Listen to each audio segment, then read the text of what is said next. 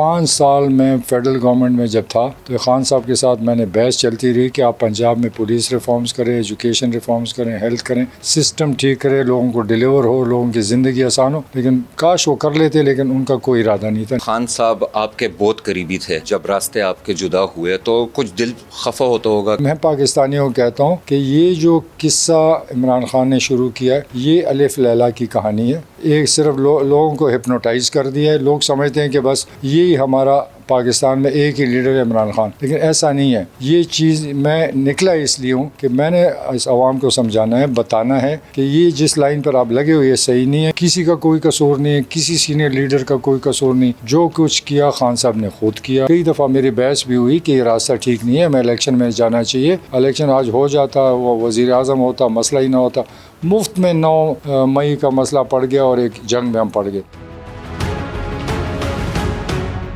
آج ہم بات کریں گے خیبر پختونخوا میں آنے والی پولیٹیکل نئی سیاسی پارٹی کے بارے میں، تحریک انصاف پارلیمنٹیرین۔ ان کا فیوچر کیا ہے اور یہ اپنے آپ کو کس جگہ پہ دیکھتے ہیں، اور صوبے میں یہ اپنے آپ کو کس کے ساتھ ان کے کمپٹیٹر کون ہیں؟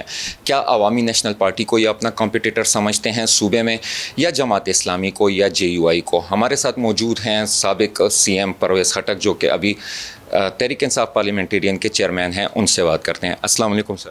وعلیکم السلام۔ سر، جیسا کہ میں نے کہا کہ آپ اپنے پارٹی صوبے میں کس پارٹی کو اپنا کمپٹیٹر اس ٹائم پہ سمجھ رہے ہیں کہ آپ کو آنے والے الیکشن میں وہ ٹف ٹائم دے سکتے ہیں؟ دیکھیں، بسم اللہ الرحمن الرحیم، سب سے پہلے تو میں کہتا ہوں میرا کسی کے ساتھ کمپٹیشن نہیں ہے، ہماری کمپٹیشن اپنے ساتھ ہے۔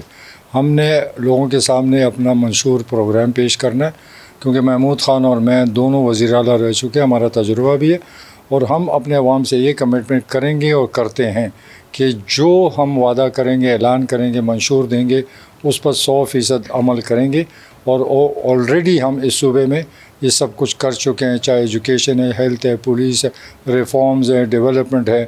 وہ ہمارا تجربہ اتنا ہے کہ انشاءاللہ تعالی ہم ڈیلیور کر کے دیں گے۔ ہم اوروں کی طرح خالی کہانیاں نہیں بتائیں گے۔ ہم نے جو ریفارمز KP میں کیے، 5 سال میں فیڈرل گورنمنٹ میں جب تھا تو خان صاحب کے ساتھ میں نے بحث چلتی رہی کہ آپ پنجاب میں پولیس ریفارمز کریں، ایجوکیشن ریفارمز کریں، ہیلتھ کریں، سسٹم ٹھیک کریں، لوگوں کو ڈیلیور ہو، لوگوں کی زندگی آسان ہو، لیکن کاش وہ کر لیتے، لیکن ان کا کوئی ارادہ نہیں تھا۔ نہیں تو جو KP میں ہوا اس کو ایگزیکٹلی وہی چیز وہاں ہو سکتا تھا، لیکن وہاں ارادہ نہیں تھا۔ تو یہی تو ہم کمپیریزن بتائیں گے کہ ہماری گورنمنٹ میں ہم نے کیا اور جو باقی یہاں پر حکومتیں چلی ہیں صوبے میں انہوں نے کیا۔ جیسا کہ آپ نے خان صاحب کا نام لیا، تو خان صاحب آپ کے بہت قریبی تھے، تو خان صاحب سے جدائی کے جب راستے آپ کے جدا ہوئے تو کچھ دل خفا ہوتا ہوگا، کبھی مایوس ہوتا ہوگا، یا نہیں اس پہ آپ نے کبھی کچھ سوچا نہیں؟ دیکھیے، کسی کے ساتھ اتنا وقت گزارو تو بندے کو احساس تو ہوتا ہے، لیکن میں نے 3.5 سال میں دیکھا جو اس ملک کے ساتھ وعدے کیے گئے تھے کہ نیا پاکستان آئے گا،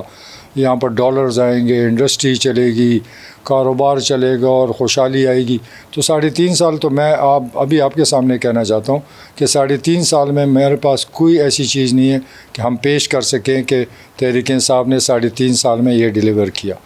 وہاں پر میں نے دیکھا کہ کوئی فیصلہ آتا تھا اس پہ پورا نہیں ہوتا تھا، کمٹمنٹ نہیں پوری ہوئی، جو وعدہ عوام سے کیا گیا اس پہ تو کام ہی نہیں ہوا، وہاں تو کچھ اور چل رہا تھا۔ تو میں پاکستانیوں کو کہتا ہوں کہ یہ جو قصہ عمران خان نے شروع کیا ہے یہ الف لیلا کی کہانی ہے، ایک صرف لوگوں کو ہپنوٹائز کر دیا ہے۔ لوگ سمجھتے ہیں کہ بس یہی ہمارا پاکستان میں ایک ہی لیڈر ہے عمران خان، لیکن ایسا نہیں ہے۔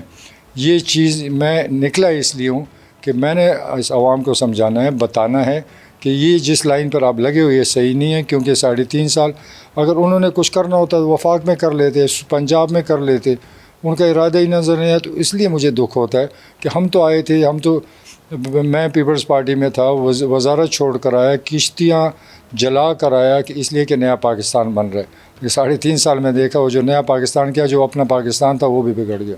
خان صاحب تو بہت بڑے بڑے دعوے کرتے تھے، تو آپ کو کیا لگتا ہے کہ یہ خان صاحب کی وجہ سے ہوا ہے، یا ان کے جو قریبی دوست تھے جو پنجاب سے تعلق رکھتے تھے انہوں نے خان صاحب پہ کوئی اثر کیا ہوا تھا، یا ان کو روکا ہوا تھا یہ ترقیاتی کاموں سے؟ دیکھیں، سب سے پہلے تو خان صاحب سنتے سب کے تھے لیکن فیصلے خود کرتے، کسی کا کوئی قصور نہیں، کسی سینئر لیڈر کا کوئی قصور نہیں، جو کچھ کیا خان صاحب نے خود کیا، فیصلے خود کیے، اس نے اپنا ایک پلان بنایا تو اس پلان پہ چل رہا تھا. ہم جو مرضی کہتے وہ سن لیتے تھے لیکن عمل کبھی نہیں ہوتا تھا. ان کا اپنا ایک پلان ہے اور پلان یہ ہے کہ وہ یہاں اس ملک میں ریولیوشن لانا چاہتے ہیں, جہاد کرنا چاہتے ہیں فوج کے خلاف. تو ہم تو جمہوری لوگ ہیں, ہم تو پاکستان کے حق میں ہیں, ہم تو پاکستان کو تباہی کی طرف نہیں چھوڑ سکتے. تو جس لائن پہ وہ چل رہے تھے تو ہمارا کئی دفعہ میری بحث بھی ہوئی کہ یہ راستہ ٹھیک نہیں ہے, ہمیں الیکشن میں جانا چاہیے. الیکشن آج ہو جاتا, وہ وزیر اعظم ہوتا, مسئلہ ہی نہ ہوتا.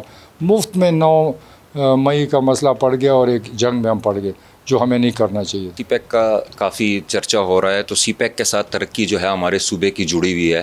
تو آپ کی اگر حکومت بنتی ہے تو سی پیک پہ آپ لوگ کس طریقے سے کام کریں گے, کیونکہ ترقی اسی کے ساتھ ہمارے صوبے کی جڑی ہوئی ہے؟ دیکھیں سی پیک چل رہا ہے, یہ سی پیک ایک پروجیکٹ ہے, اٹس جسٹ اے روڈ. مجھے تو کوئی ایسی ترقی نظر نہیں آتی, میں نے سارا اسٹڈی کیا ہوا. ایک سڑک بن رہی ہے جو چائنا کو چاہیے تھا, انہوں نے گوادر سی پورٹ پہ پہنچنا تھا, وہ تقریباً مکمل ہونے لگا. اب یہاں پر جو چائنیز انویسٹمنٹ ہے وہ 2025 میں آئے گی, کیونکہ یہ پورا سے پلان تھا. جب تک وہ چائنیز اتنے سادے نہیں ہیں, وہ چاہتے ہیں کہ پورا سٹرکچر پورا ہو, بجلی ہو, سب کچھ مکمل ہو تو پھر انویسٹمنٹ آئے گی. تو 2025 کے بعد چائنیز انویسٹمنٹ شروع ہوگی.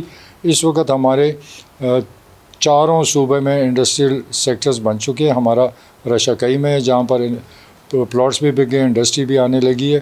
تو یہ جو چائنیز ہیں ان کا پاکستان پہ آلریڈی بہت احسانات ہیں. یہ جو ہمیں روٹ کھول کے دیا, اس میں ہمارے ملک کو بھی بہت فائدہ ہے. تو انشاءاللہ یہ جب مکمل ہو جائے گا تو انویسٹمنٹ بھی آئے گی اور ملک ترقی کرے گا. لیکن ترقی اور خوشحالی تب ہے کہ امن نہیں ہوگا تو چائنیز بھی انویسٹمنٹ نہیں کریں گے. اس ملک میں کوئی پیسہ نہیں لگائے گا جب تک اس ملک میں امن نہ ہو. ایک آخری سوال کہ تحریک انصاف کا جو ووٹرز ہیں وہ زیادہ تر خواتین ہیں اور یوتھ ہے, تو آپ لوگ خواتین کو اٹریکٹ کرنے کے لیے اور یوتھ کو اٹریکٹ کرنے کے لیے آپ کی پارٹی کی کیا حکمت عملی ہوگی؟ دیکھیں یوتھ تو ہمارا سرمایہ ہے اس ملک کا فیوچر ہے, اس ملک کا برین ہے.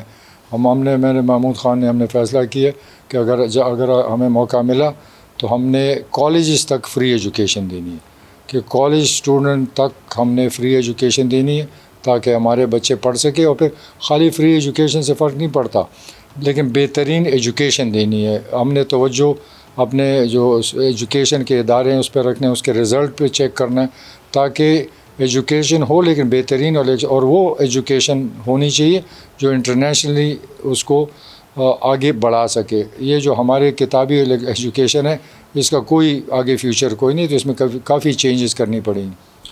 بہت شکریہ آپ کا ٹائم دینے کے لیے. جی پرویز خٹک ہمارے ساتھ تھے جن کا کہنا تھا کہ صوبے کی ترقی اور ملک کی ترقی جو ہے وہ امن کے ساتھ جڑی ہوئی ہے اور ان کے پارٹی کا منشور بھی جو ہے وہ امن ہے. بہت شکریہ. سنو ڈیجیٹل دیکھنے کے لیے ہمارے ساتھ جڑے رہیے گا.